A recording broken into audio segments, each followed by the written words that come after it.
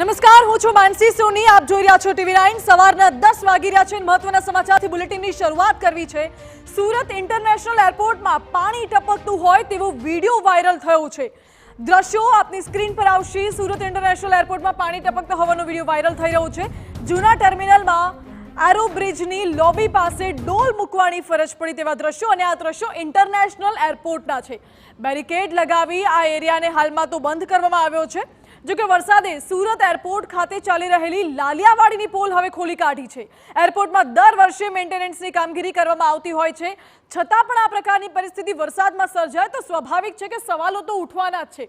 કારણ કે આ સ્માર્ટ સિટી સુરતના દ્રશ્યો ઇન્ટરનેશનલ એરપોર્ટ પર ડોલ મૂકવાની ફરજ પડી. વધુ જાણકારી આપી રહ્યા છે સંવાદદાતા બળદેવ. જી બળદેવ. જે રીતે સુરત એરપોર્ટ છે તેને ઇન્ટરનેશનલ એરપોર્ટનો જે દરજ્જો મળી ગયો છે, અને ત્યારબાદ સુરત એરપોર્ટની અંદર જે ટર્મિનલ જે બિલ્ડિંગ હતું તેને પણ વધારવામાં આવ્યું હતું.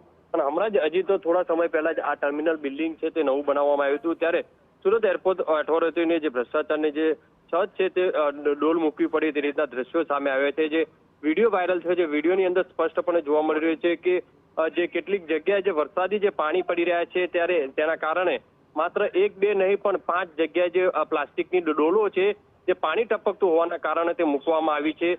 વર્ષે મેન્ટેનન્સ પાછળ લાખો રૂપિયાનો ખર્ચ પણ કરવામાં આવતો હોય છે એરપોર્ટ ટર્મિનલ બિલ્ડિંગ પાસે, તો છતાં પણ આ રીતની જે બેદરકારી જે જોવા મળતી હોય છે તેને લઈને, કારણ કે મહત્વની વસ્તુ એ છે કે બહારથી કોઈ પણ વ્યક્તિ આવતો હોય છે ત્યારે સૌપ્રથમ સુરત એરપોર્ટ ઉપર તેનું ઉતરાણ થતું હોય છે. અને જે કહેવત છે કે ફર્સ્ટ ઇમ્પ્રેશન લાસ્ટ ઇમ્પ્રેશન, જ્યારે સુરત શહેરના એરપોર્ટ ઉપર જ જો આ રીતની સ્થિતિ જોવા મળે તો બહારથી આવતા લોકો ઉપર કઈ રીતનું અસર પ્રભાવિત થતી હોય છે. એટલે આ જે વિડીયો વાયરલ થયો છે તેને લઈને હવે જોવાનું રહ્યું કે એરપોર્ટ ઓથોરિટી દ્વારા આ જે ટપકતા જે પાણીની જે સમસ્યા છે તેને નિકાલ કઈ રીતે કરવામાં આવશે, અને જવાબદાર જે વ્યક્તિઓ છે ક્યાં છતી રહી ગઈ છે તેની તપાસ કરવામાં આવે તો અનેક હકીકતો જે છે તે સામે આવી શકે છે. જી બળદેવ, આભાર આપનો. એટલે સ્વાભાવિકપણે દર વર્ષે અહીંયા કામગીરી કરવામાં આવે છે, પરંતુ કયા પ્રકારની કામગીરી છે એ આપ ખુદ દ્રશ્યોમાં જોઈ રહ્યા છો.